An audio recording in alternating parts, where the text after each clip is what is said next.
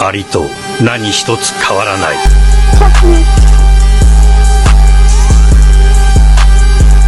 Vous êtes sur la chaîne Cerebro, la chaîne qui vous parle de mathématiques, de développement personnel et de gestion du temps. Dans cette séquence, nous allons traiter un exercice faisant intervenir des notions de suite arithmétique, de suite géométrique et de nombres complexes.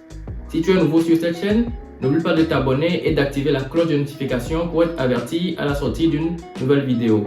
Reste également jusqu'à la fin pour ne pas rater la formule mathématique de cette séquence. Sur ce, let's go!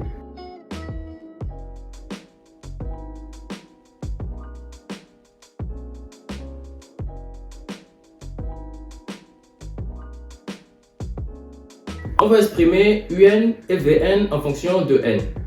On connaît les informations sur la suite, sur la nature des suites UN et VN. On sait que UN est une suite géométrique et VN est une suite arithmétique. Donc l'expression de UN en fonction de N, on sait que UN égale à quoi? U0 multiplié par la raison à la puissance N. On connaît la valeur de U0 et la valeur de la raison qui est 1 demi. Donc il suffit de remplacer dans la formule. On aura 4 qui multiplie la raison qui est 1 demi à la puissance N.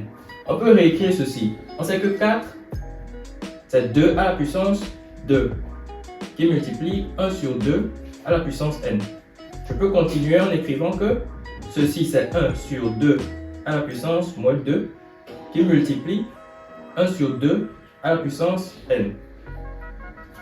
De façon simplifiée, l'expression de UN ne sera que 1 sur 2 à la puissance N moins 2.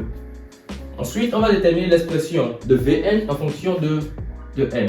On sait que Vn est une suite arithmétique. Donc la formule sera Vn égale à V0 plus N qui multiplie la raison. Donc V0, on connaît, c'est pi sur 4. La raison, c'est pi sur 2. Donc plus N qui multiplie pi sur 2. Je peux rapidement rendre au même dénominateur. J'écris que ça fait pi sur 4 plus 2N pi sur 4. Donc Vn en fonction de N ne sera que pi plus 2N pi sur 4. Je peux mettre en facteur pi. Donc ça revient à écrire que Vn n'est que pi facteur de 1 plus 2n le tout sur 4. On définit le nombre complexe Zn en fonction de son module et de son argument. On peut donc se servir de l'écriture exponentielle d'un nombre complexe dont la forme est quoi? Z égale R expo I θ, où R représente le module et θ représente l'argument. Donc dans notre cas précis, je peux écrire que Zn, ce n'est que je remplace le module ici par UN, expo I, l'argument qui est Vn. Donc il me suffit maintenant de remplacer l'expression de UN et de Vn en fonction de N. Donc j'écris que Zn ce n'est que 1 sur 2 à la puissance N moins 2 que multiplie expo I 2N plus 1 sur 4 pi. Donc j'ai facilement l'expression de Zn en fonction de N. Pour démontrer que Zn est une suite géométrique, on va juste appliquer la formule, c'est-à-dire on va pouvoir écrire que Zn plus 1 égale à Q Zn, ou encore que Zn plus 1 sur Zn égale à Q. Q qui représente la raison qui a été donnée qui est 1 demi de I. Ce qui signifie qu'après calcul, on doit retrouver 1 demi de I comme raison. On a ici l'expression de Zn. On va déterminer Zn plus 1. Donc Zn plus 1, c'est quoi? 1 demi à la puissance n plus 1 moins 2 multiplié par expo I facteur de 2n plus 2 plus 1 sur 4 pi. Donc Zn plus 1 ce n'est que 1 sur 2 à la puissance n moins 1 multiplié par expo I 2n plus 3 sur 4 pi. Voici là l'expression de Zn plus 1. On va maintenant calculer le rapport Zn plus 1 sur Zn. Donc Zn plus 1 sur Zn, ce n'est que 1 sur 2 à la puissance n moins 1 expo i 2n plus 3 sur 4 pi. Le tout sur 1 sur 2 à la puissance n moins 2 fois expo i 2n plus 1 sur 4 pi. Donc je vais simplifier cette écriture là. J'écris que Zn plus 1 sur Zn, c'est quoi? C'est 1 sur 2 à la puissance n moins 1. Je vais renvoyer cet exposant là au numérateur, donc ça va prendre moins. Donc moins n plus 2 multiplié par expo i facteur de 2n plus 3 moins 2n moins 1, le tout sur 4 pi. Donc, je simplifie les calculs maintenant. J'aurai 1 sur 2 à la puissance 1 multiplié par expo i. Les deux n vont se simplifier. 3 moins 4 ça fait 2. Donc j'aurai 2 sur 4 pi. Ce qui fait 1 demi expo i pi sur 2. Or, expo i pi sur 2 sous forme algébrique, ce n'est que i. Donc j'écris que ça fait 1 sur 2 i.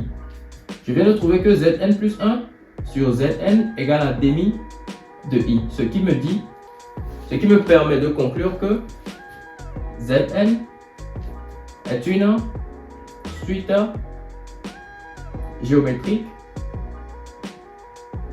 de raisons 1 demi de i. Pour déterminer le premier terme Z0, il me suffit de remplacer le n par 0. Donc, j'écris Z0 égale à 1 sur 2 à la puissance moins 2 multiplié par expo i pi sur 4. Donc, j'aurai 1 sur 2 à la puissance moins 2. Je vais transformer cette expression-là d'abord sous forme trigonométrique. Donc, j'écris que ça fait cosinus pi sur 4 plus i sinus pi sur 4. Alors, ceci me donne 2 à la puissance 2 multiplié par quoi? Je vais maintenant transformer cette expression-là sous forme algébrique. Cosinus pi sur 4, ce n'est que racine de 2 sur 2. Sinus pi sur 4, ce n'est que racine de 2 sur 2 également. Donc j'ai ici 4 qui multiplie racine de 2 sur 2 plus i racine de 2 sur 2. Si je développe, j'aurai quoi? Z0 égale à 4 racine de 2 sur 2 plus 4i racine de 2 sur 2. Donc j'obtiens effectivement Z0 qui est 2 racines de 2 plus 2i racine de 2. Donc voici là la valeur de Z0. Pour déterminer la nature de cette transformation, nous allons d'abord déterminer les éléments caractéristiques. On sait que Zn plus 1 est égal à 1 demi de i Zn. Autrement, Zn plus 1 est de la forme Z' égale à AZ plus B. Avec dans ce cas, le A qui est égal à 1 demi de i, qui est élément de C étoile, et B égale à 0. On va maintenant déterminer le rapport de cette transformation K qui sera le module de A. Donc module de A c'est égal à module de 1 demi de I qui n'est que demi. On va maintenant déterminer l'argument, autrement dit l'argument de A. Donc je vais noter ça θ. Θ égale à argument de A. Puisque A égale à 1 demi de I, élément de C étoile, l'argument ce n'est que pi sur 2. Donc nous allons dire que F est une similitude directe de centre O de coordonnées 0, 0 de rapport K égale à 1 demi et d'angle pi sur 2.